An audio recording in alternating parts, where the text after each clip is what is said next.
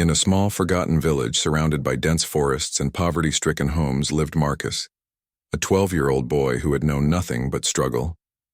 His family barely scraped together enough to survive, and every day was a battle against hunger and despair. The village was tucked away in a remote corner of the world, far from the bustling cities and modern conveniences most people took for granted. For Marcus, life meant waking up before sunrise to fetch water from the nearby stream, helping his mother tend to their tiny vegetable patch, and scavenging for firewood in the forest. Despite the hardships, Marcus had a curious mind and a kind heart. He often wandered into the woods not just to collect food or wood, but to escape the weight of his reality. The forest was his sanctuary, a place where he could imagine a better life, a life filled with adventure, opportunity, and freedom. Little did he know that one fateful afternoon, his life would change forever in ways he could never have imagined. It was a hot summer day when Marcus ventured deeper into the forest than usual. The air was thick with humidity, and the cicadas buzzed loudly in the background. As he walked, he noticed something unusual, a faint groaning sound coming from behind a cluster of bushes. Curious and slightly apprehensive, Marcus pushed aside the foliage to investigate. What he saw made his heart race. There, lying on the ground, was a man dressed in expensive-looking clothes. His face was pale and sweat dripped from his forehead. One leg of his trousers was torn, revealing a swollen ankle with 2 puncture marks, clearly a snake bite. The man's eyes fluttered open weakly as he tried to speak, but no words came out. Marcus froze for a moment, unsure of what to do. He had heard stories about snakes in the forest, some venomous enough to kill within hours if left untreated. But then memories of his late grandfather's teachings flooded back. Grandpa had once shown him how to treat snake bites using basic first aid techniques. Though terrified, Marcus knew he couldn't leave the man to die.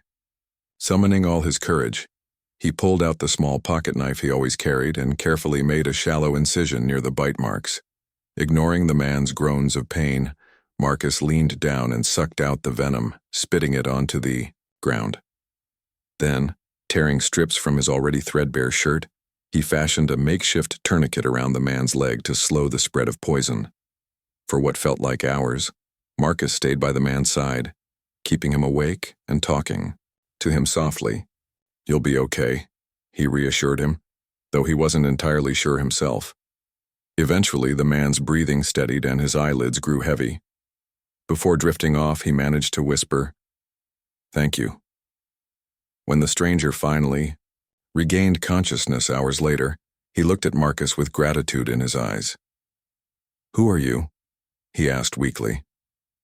Marcus introduced himself simply, explaining that he lived nearby and had been passing through the forest. The man then revealed his identity. He was Alden Hayes, a millionaire venture capitalist from the city. Alden explained that he had come to the area seeking solitude and adventure, never expecting to encounter danger. Alden was astonished by Marcus's bravery and resourcefulness. "You saved my life," he said, his voice trembling with emotion.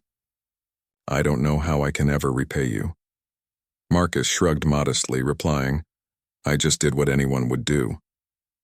But deep down, he felt a flicker of hope. Maybe, just maybe, this chance encounter could lead to something more. A way out of the endless cycle of poverty that trapped his family. Over the next few days, Alden insisted on staying with Marcus's family while he recovered. Despite their humble surroundings, they welcomed him warmly, sharing whatever little food they had. Alden was struck by their kindness and resilience, qualities he rarely encountered in his privileged world. As he spent time with Marcus, he began to see potential in the boy that went far beyond his circumstances. There was intelligence in his eyes, a spark of curiosity that refused to be extinguished by hardship. One evening, as they sat outside under the stars, Alden turned to Marcus and said, "You're special, Marcus. You have a gift. Not everyone would have done what you did for me. I want to help you reach your full potential." Marcus listened quietly, unsure of what to say. He had dreamed of escaping the village, of finding a better life, But those dreams always seemed impossible.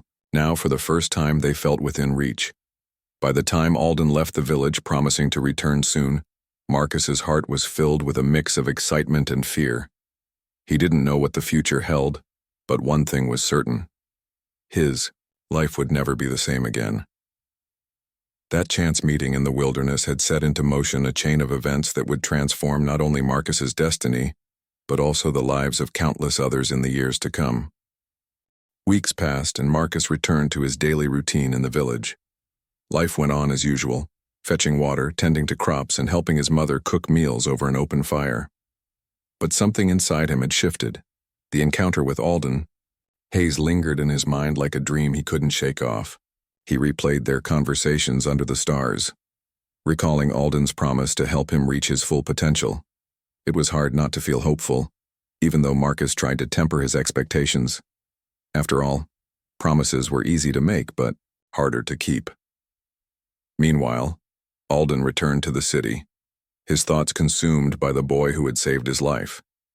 Images of Marcus's humble home and the kindness of his family stayed with him, contrasting sharply with the luxury and isolation of his own world. For years, Alden had built a reputation as a ruthless businessman, climbing the corporate ladder without looking back. But meeting Marcus reminded him of the values he had long forgotten: compassion, humility, and gratitude, determined to honor. His word, Alden began making plans to return to the village. A few weeks later, a sleek black car drove down the dusty road leading to Marcus's village, stirring up clouds of dirt behind it. Villagers gathered curiously as Alden stepped out, dressed in a crisp suit that seemed out of place among the mud brick houses and barefoot children. He carried several bags filled with supplies, food, clothes, medicine, and books, and handed them over to Marcus's family. "This is just the beginning," Alden said with a warm smile. But Alden hadn't come merely to deliver gifts. He sat down with Marcus's parents, explaining his intention to take Marcus under his wing. "I want to give him access to education, opportunities, and resources he deserves," Alden said earnestly. At first, Marcus's parents hesitated. They had heard stories of children being taken away from their families, only to lose touch with their roots or face hardships in unfamiliar worlds. Their son meant everything to them. They couldn't bear the thought of losing him. Marcus listened quietly as his parents debated. He understood their fears, but also felt a burning desire to seize this chance. Finally, after much discussion, his mother spoke up. "If you truly care for our son, we trust you," she told Alden, her voice trembling with emotion. "But please don't let him forget where he comes from." Alden nodded solemnly, promising to ensure Marcus remained connected to his family and culture. The next morning, Marcus packed a small bag containing his few belongings: a worn-out shirt, a pair of pants, and the pocket knife his grandfather had given him. Saying goodbye to his family was one of the hardest things he'd ever done. His mother hugged him tightly, tears streaming down her face, while his father patted his shoulder and said, "Make us proud, son." Marcus promised he would, vowing silently to never forget the sacrifices his family had made for him. The journey to the city was unlike anything Marcus had ever experienced. Wide highways replaced narrow dirt paths, towering buildings loomed against the skyline, and cars honked incessantly as people rushed about their lives. Everything felt overwhelming: the noise, the crowds, the sheer scale of it all. Alden noticed Marcus's wide-eyed wonder and chuckled softly. "It takes some getting used to," he admitted, "but you'll adjust." When they arrived at Alden's sprawling apartment, Marcus marveled at its elegance. The polished floors, plush furniture, and walls lined with books seemed almost otherworldly compared to the simplicity of his village home. Yet despite the luxury, Marcus couldn't shake the feeling that he didn't belong here. He wondered if he could ever fit into this strange new world. The following weeks were a whirlwind of activity. Alden enrolled Marcus in one of the best schools in the city, ensuring he received top-notch education. However, adjusting to school life proved challenging. Most of the students came from wealthy backgrounds and wore designer clothes, while Marcus stuck out in his plain outfits. Some kids mocked him, calling him names like village boy or poor kid. Teachers sometimes overlooked him, assuming he wouldn't be able to keep up with the rigorous curriculum. At first, Marcus considered giving up. He missed the simplicity of village life, the warmth of his family, and the freedom of wandering through the forest. But then he remembered Alden's words, "You're special, Marcus. You have a gift." Slowly, he began to push through the difficulties. He spent hours studying late into the night, determined to prove himself. When classmates teased him, he ignored them, focusing instead on excelling academically. And when teachers doubted his abilities, he worked twice as hard to earn their respect. Alden played a crucial role during this period, acting not just as a mentor, but also as a father figure. He encouraged Marcus to persevere, reminding him why he had been chosen for this opportunity. "You've already overcome so much," Alden told him one evening. "Don't let anyone tell you that you can't succeed." These words became Marcus's mantra, fueling his determination to rise above his circumstances. As months turned into a year, Marcus began to flourish. His grades improved dramatically, and he discovered a passion for science and technology. During a robotics club meeting, he impressed his peers by designing a simple yet innovative device that could detect water leaks in pipes. This project earned him praise from both teachers and classmates, earning him a newfound sense of confidence. For the first time, Marcus started to believe in himself, not just as a survivor, but as someone capable of achieving greatness. Outside of academics, Marcus explored the city, soaking in its diversity and energy. He visited museums, libraries, and parks, eager to learn more about the world beyond his village. Yet, no matter how far he ventured, he always carried a piece of home with him. Every night, before going to bed, he looked at the pocket knife his grandfather had given him, a reminder of where he came from and the values instilled in him. During holidays, Marcus returned to the village, bringing gifts and stories of his adventures in the city. His family beamed with pride as he recounted his achievements, though they worried about how much he was changing. One evening, sitting around the fire, his mother asked, "Do you still feel like you belong here?" Marcus smiled gently and replied, "Always. No matter where I go, this will always be my home." By the end of his second year in the city, Marcus had transformed into a confident and driven young man. What once seemed impossible now felt within reach. He dreamed of using his education to create solutions for problems faced by communities like his own. Inspired by Alden's generosity, he vowed to pay it forward, ensuring others had the same opportunities he did. Though the road ahead would be long and challenging, Marcus knew he was ready to face whatever came his way. Through it all, Alden watched proudly as Marcus grew into the person he was destined to become. What had started as a simple act of gratitude had blossomed into a partnership that would change countless lives, including their own. As Marcus entered his third year in the city, he began to realize that life wasn't just about surviving, it was about thriving. The challenges he faced earlier, adjusting to a new environment, dealing with prejudice and proving himself, had been difficult, but they had also shaped him into someone stronger and more resilient. Now, as he settled into his routine, Marcus started dreaming bigger. He no longer saw himself as just a boy from a poor village. He saw himself as a leader, an innovator and a changemaker, but even with newfound confidence, Marcus knew the road ahead wouldn't be easy. Despite his progress, there were still obstacles to overcome. Some of his classmates continued to mock him, often whispering behind his back about how he didn't belong in their elite school. Teachers, too, sometimes underestimated him, assuming he lacked the resources or background to excel. Yet, instead of letting these comments discourage him, Marcus used them as fuel to work harder. One day, during a science class, the teacher announced a national competition for young inventors. Students were tasked with designing solutions to real-world problems, and the winners would receive recognition, scholarships, and funding to develop their ideas further. When the teacher asked who wanted to participate, most students hesitated, intimidated by the scale of the challenge. But Marcus raised his hand without hesitation. This was his chance to prove not only to himself but also to everyone else that he could make a difference.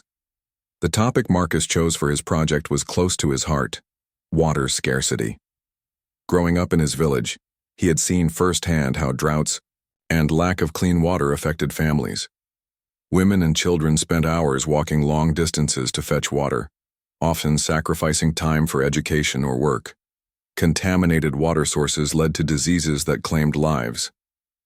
Determined to address this issue, Marcus decided to design a low-cost filtration system powered by renewable energy. For weeks, Marcus worked tirelessly on his project.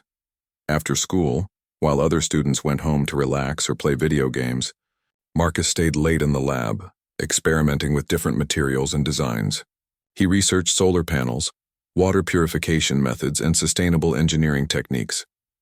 Whenever he hit a roadblock, he sought guidance from Alden, who connected him with experts in the field. Slowly but surely, Marcus's idea began to take shape. His invention, a compact portable water filtration device, was simple yet revolutionary. It used solar panels to power a small pump that drew water through layers of filters made from locally available materials like sand, charcoal, and cloth. The device could purify up to 20 liters of water per hour, enough to meet the daily needs of a small family. What set it apart was its affordability. Unlike expensive commercial systems, Marcus's design cost less than $50 to build, making it accessible to rural communities. When the day of the competition arrived, Marcus felt a mix of excitement and nerves. The event was held in a grand auditorium filled with students, teachers, judges, and media representatives. As Marcus walked onto the stage to present his project, he noticed skeptical looks from some of the judges. But when he began speaking, his passion and clarity captivated the audience. He shared stories from his childhood, explaining how his village struggled with water shortages and how his invention could transform lives. By the end of his presentation, the room erupted in applause. To Marcus's amazement, he won first place. Not only did he receive a trophy and scholarship, but investors approached him eager to fund the development of his invention. News outlets covered his story, calling him a young genius and a beacon of hope. For the first time, Marcus felt truly seen, not as a poor kid from the village, but as someone whose ideas mattered. Despite his success, Marcus remained grounded. He understood that winning the competition was just the beginning. His goal wasn't fame or fortune, it was impact. With Alden's support, Marcus founded a nonprofit organization dedicated to improving access to clean water in underserved communities. They called it Clear Streams, inspired by Marcus's vision of clear flowing rivers reaching every corner of the world. Clear Streams quickly gained momentum. Marcus traveled across the country, visiting villages similar to his own and installing prototypes of his filtration system. He trained local residents to maintain the devices, ensuring sustainability. In addition to providing clean water, Clear Streams partnered with schools to teach children about hygiene and conservation. Each community they touched experienced transformative change, not just in terms of health, but also in opportunities for growth and development. Back in the city, Marcus balanced his nonprofit work with his studies. Though juggling both responsibilities was exhausting, he refused to let either suffer. His dedication earned him respect from peers and mentors alike. Even those who had once doubted him now looked up to him as a role model. One of his former bullies even apologized, admitting, "I was wrong about you, Marcus, you're amazing." Through it all, Alden stood by Marcus, guiding him and cheering him on. "You're doing incredible things," Alden told him one evening as they reviewed plans for expanding Clear Streams. "But remember why we started this journey, to help others. Don't lose sight of that." Marcus nodded, grateful for Alden's wisdom. Their partnership had evolved into a deep bond built on mutual trust and shared purpose. As Marcus's reputation grew, so did the demands on his time. He was invited to speak at conferences, universities, and international forums. Standing before audiences of hundreds, sometimes thousands, Marcus shared his story openly. He spoke about growing up in poverty, the kindness of strangers, and the importance of perseverance. "Success isn't about where you come from," he often said. "It's about what you do with the opportunities you're given, and whether You use them to lift others up. Despite his achievements, Marcus never forgot his roots. During holidays, he returned to his village, bringing updates on clear streams and sharing stories of the lives he had touched. His family beamed with pride, though his mother occasionally worried about the pressure he put on himself. "You're doing so much good, Marcus," she said one evening as they sat under the stars. "But don't forget to take care of yourself." "I will, Mom," Marcus promised, smiling softly. "And I'll always make time for you, for all of you." By the end of his 3rd year in the city, Marcus had transformed not only his own life, but also the lives of countless others. What started as a humble act of saving Alden's life had grown into a movement driven by compassion and innovation. Yet Marcus knew this was only the beginning. There were still millions of people around the world struggling for basic necessities like clean water, education, and healthcare. And Marcus was determined to continue fighting for them, one step, one project, one community at a time. As he lay in bed that night, staring at the ceiling, Marcus reflected on how far he'd come, from a boy scavenging for food in the forest to a young leader inspiring change on a global scale. His journey had been nothing short of extraordinary. But what gave him the greatest joy was knowing that his work wasn't just about personal success. It was about creating a better future for everyone. With renewed determination, Marcus closed his eyes, ready to face whatever challenges lay ahead. By the time Marcus graduated high school, he had already achieved more than most people dreamed of in a lifetime. His nonprofit organization, Clear Streams, had expanded to multiple countries, providing clean water to thousands of families and transforming entire communities. The portable filtration system he designed was being manufactured on a larger scale, thanks to partnerships with global corporations and governments. Yet, despite his success, Marcus remained deeply connected to his roots. He knew that the work he had started was far from over. One of Marcus's greatest strengths was his ability to inspire others.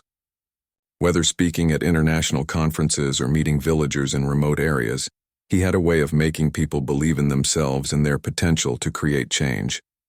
His speeches were filled with stories from his own life, how he grew up in poverty, saved a stranger in the forest, and rose above challenges to achieve his dreams. These stories resonated with audiences because they were authentic, raw, and relatable. People saw themselves in Marcus and realized that no matter where they came from, they too could make a difference. But Marcus didn't just talk about change, he actively worked to make it happen. After graduating, he decided to take Clear Streams to the next level by focusing on education and infrastructure development in underserved communities. He believed that clean water was just the first step toward breaking the cycle of poverty.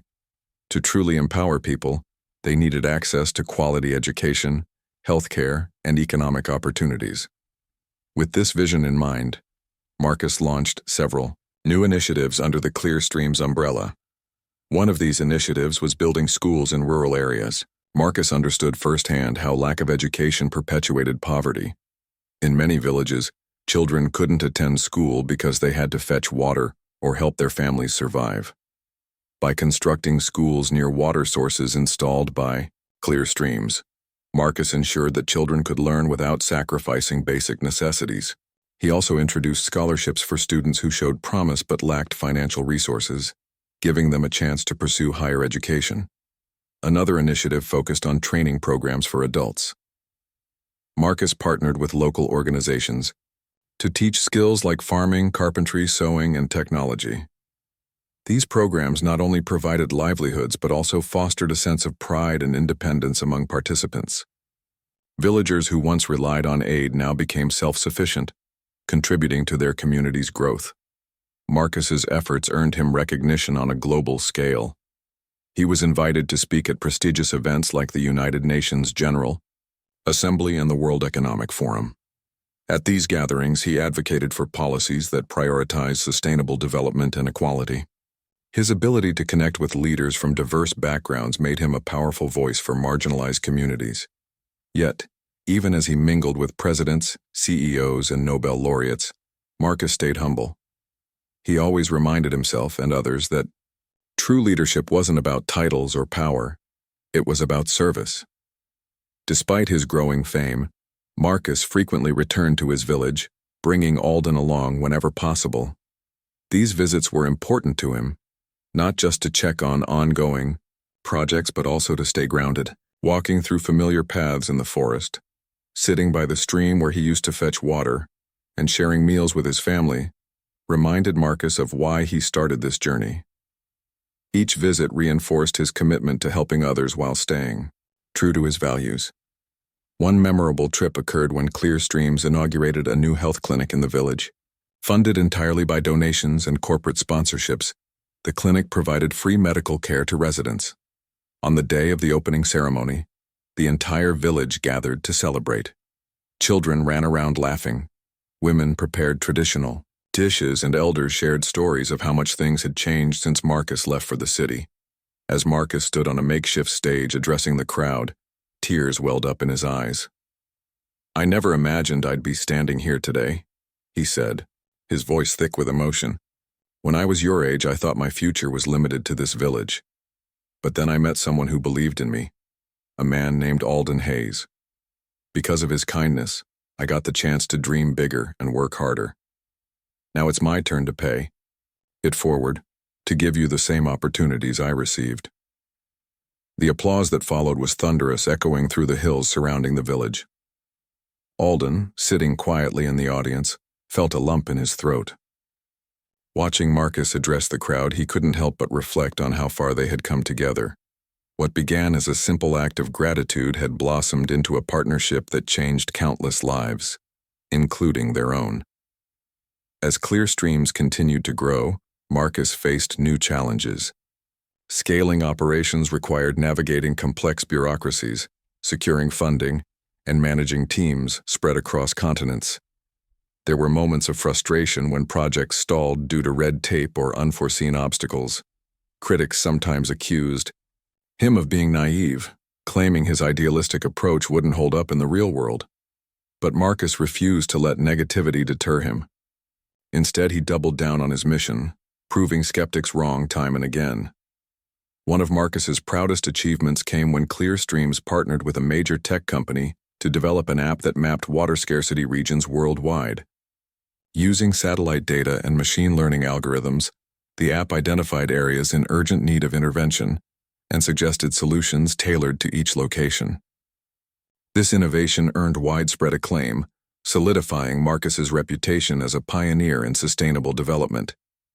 Throughout all these accomplishments, Marcus maintained a strong bond with Alden. Their relationship had evolved beyond mentorship. They were now close friends and collaborators. Alden often joked that Marcus had taught him more about life than he ever did. "You've reminded me what really matters," Alden said during one of their late-night conversations. "Compassion, humility, and purpose. Thank you for showing me the way." Marcus smiled warmly. "And thank you for believing in me when no one else did. We've come a long way, haven't we?" Indeed, they had. From that fateful day in the forest to becoming global changemakers, their journey was a testament to the transformative power of kindness and determination.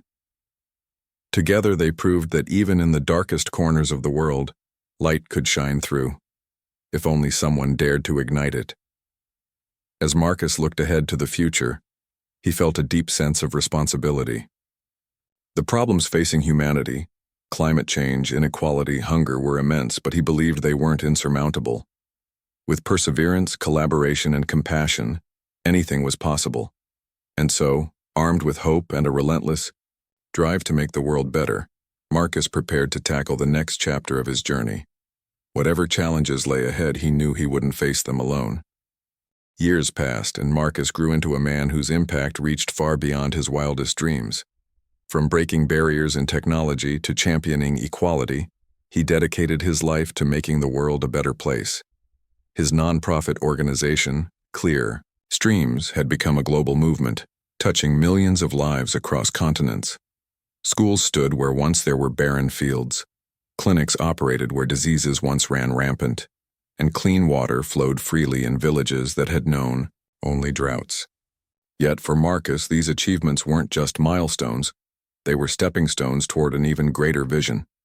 As he stood on stage accepting yet another award, a prestigious honor for humanitarian work. Marcus took a moment to reflect on his journey. The audience before him was filled with influential leaders, innovators, and changemakers, all gathered to celebrate progress. But Marcus's thoughts drifted back to the forest where it all began. The snakebite, the stranger, lying helpless, and the boy who dared to act out of kindness. Without that single moment of bravery, none of this would have been possible. "I want to start by saying thank you," Marcus began, his voice steady but tinged with emotion. "Thank you to everyone who has supported me along the way. My family, my mentors, and especially Alden Hayes. But most importantly, I want to thank the communities we serve. You inspire me every day with your resilience, your strength, and your unwavering hope." He paused, scanning the faces in the crowd. Some nodded in agreement, while others wiped away tears. Marcus continued. "When I was a child, I dreamed of escaping poverty. I thought success meant leaving my village behind and forgetting where I came from. But over the years, I've learned something profound. Success isn't about running away from your roots. It's about using what you've gained to uplift those around you." The room erupted in applause, but Marcus's mind was elsewhere. He imagined a young boy much like he once was, wandering through the trees searching for answers. That boy represented not just his past, but also the countless children still trapped in cycles of hardship. It was for them, for their future, that Marcus vowed to keep fighting. In the years that followed, Marcus expanded Clearstream's mission beyond water and education. He launched initiatives addressing climate change, gender equality, and economic empowerment. One groundbreaking project involved training women in rural areas to install solar panels, giving them skills and independence while reducing reliance on fossil fuels. Another focused on creating microfinance programs, enabling small entrepreneurs to start businesses and support their families. Marcus understood that true progress required collaboration. He worked tirelessly to bridge gaps between governments, corporations, and grassroots organizations, fostering partnerships that amplified impact. His ability to connect with people from all walks of life made him a unifying force in a divided world. Whether negotiating with politicians or sitting cross-legged on a dirt floor listening to villagers' concerns, Marcus approached every interaction with humility and empathy. Through it all, Alden remained by his side, offering guidance and encouragement.